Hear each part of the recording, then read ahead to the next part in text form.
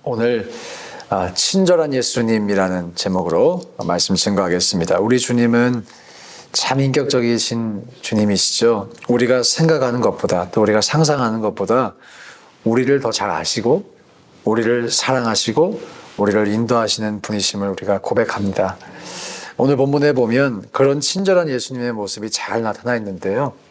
예수님의 이 만남을 통해서 우리가 그것을 확인할 수 있어요. 먼저 예수님께서 막달라 마리아와 만나주시죠. 이 만남의 의미를 생각해 볼 때 첫 번째로 이렇게 생각해 볼 수 있습니다. 가장 먼저 무덤을 찾아간 막달라 마리아에게 예수님이 가장 먼저 나타나 주세요. 어제 베드로와 요한이 이 무덤 안에 들어가 보고 집으로 갔습니다. 집으로. 왜 집으로 갔을까 생각을 해보면 이 새벽에 꼭두 새벽에 일어나서 무덤까지 갔다 와서 피곤했던 게 아닐까 생각을 해봅니다. 집에 가서 좀 쉬려고. 그런데 이 마리아는 집으로 가지 않았어요. 그 자리에서 끝까지 무덤을 떠나지 못했습니다.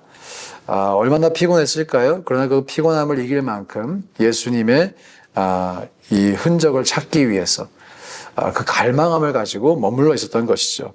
그런 마리아를 예수님이 만나 주십니다. 가장 먼저 찾아왔고 가장 마지막까지 무덤을 떠나지 않았던 그 마리아를 예수님이 가장 먼저 만나 주세요. 저는 이 모습이 예수님께서 우리의 사랑과 헌신과 이 수고를 잊지 않으신다라고 하는 의미로 다가옵니다. 주님께서 그것을 다 기억하신다는 의미이죠. 저와 여러분이 우리가 드리는 최고의 사랑을 잊지 않으시고 기억하시는 그 예수님께 또한 최고의 사랑과 헌신을 드릴 수 있기를 주의 이름으로 축복합니다. 이 마리아를 만나주시는 두 번째 의미가 있다면 마리아의 두려움과 오해를 풀어주시기 위함이라고 생각됩니다. 마리아는 아직까지 예수님의 시체가 도난당했다라고 생각하고 있었어요. 13절에 보면 천사들을 보았음에도 천사들을 보고도 그렇게 생각을 하고 있었습니다. 천사인 것을 알아보지 못했을 수도 있겠지만 천사가 보이지 않고 주님이 더 크게 보여서 사라진 주님이 더 크게 보여서 상황적으로 그런 마음에 빠진 것이라 생각이 되기도 합니다. 그리고 그 말을 내뱉었을 때 도난당했다는 말을 내뱉었을 때 예수님이 나타나시죠.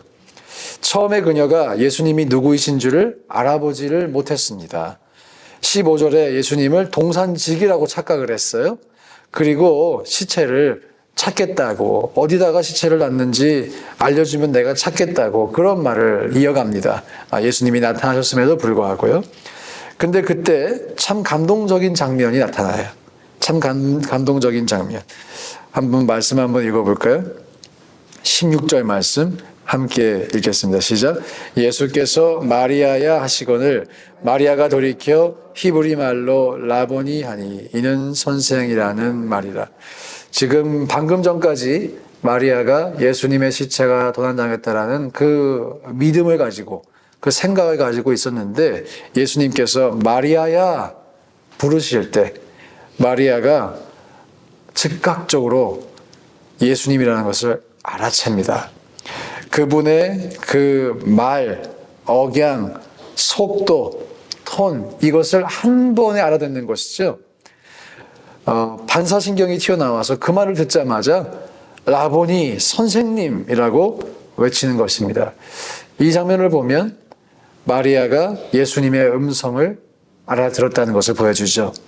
내 양은 내 음성을 듣는다라는 말씀처럼 마리아가 예수님의 음성을 알아들었어요.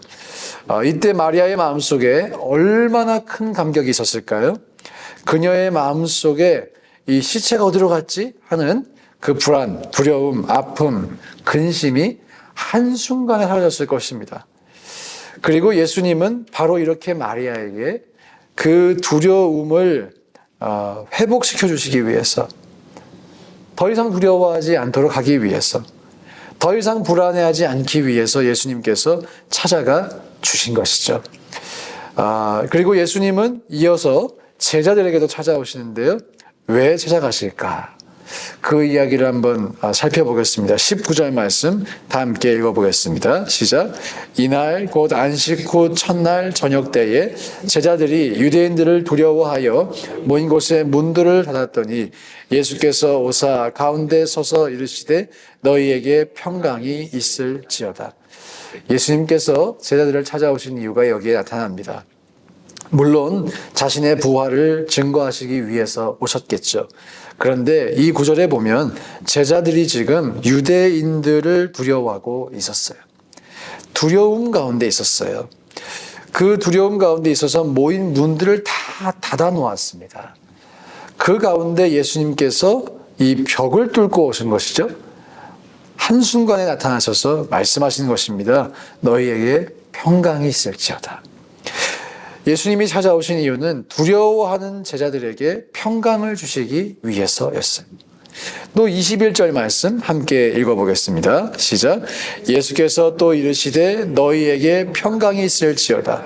아버지께서 나를 보내신 것 같이 나도 너희를 보내노라. 예수님이 지금 두 번이나 제자들에게 말씀하시죠. 너희에게 평강이 있을지어다. 참 친절하고 인격적인 예수님의 모습을 여기서 다시 한번 확인합니다.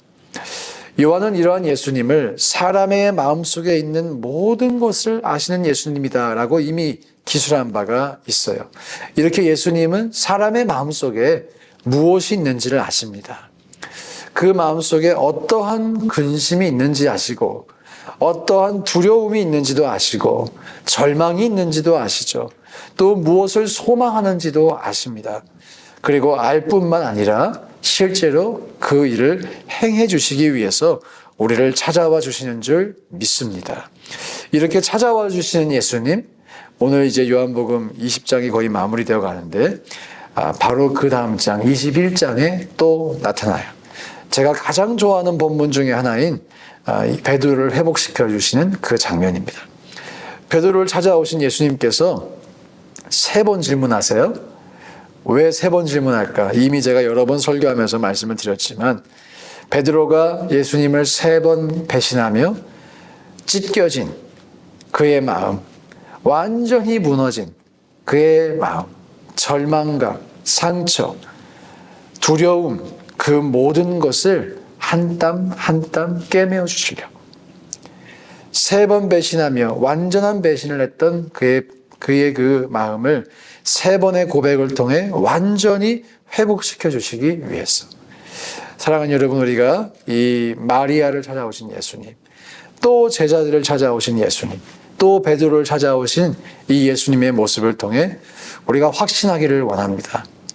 예수님은 우리의 마음을 아실 뿐 아니라 우리를 회복시켜 주시기 원하시는 분이시라는 것을 우리가 믿을 수 있기를 축복합니다.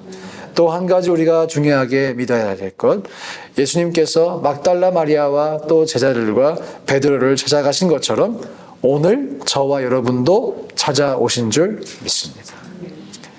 분명히 예수님은 우리와 함께 하세요. 우리가 어떠한 절망 가운데 있든지 두려움 가운데 있든지 좌절감이 있든지 분명한 사실, 예수님은 우리를 떠나지 않으세요. 우리가 두려움이 아닌 예수님을 바라볼 수 있기를 소망합니다. 오늘 우리가 정말 들어야 할 것은 세상의 소리도 아니고 내 마음의 소리도 아니고 나를 향해 부르시는 예수님의 음성인 줄 믿습니다. 그 새벽 마리아가 예수님으로부터 마리아야, 이 음성을 들었던 것처럼 오늘 이 새벽 우리도 예수께서 우리를 부르시는 그 음성을 들을 수 있기를, 그래서 우리의 영혼이 소생할 수 있기를 주님의 이름으로 축복합니다. 함께 시간 기도하실 때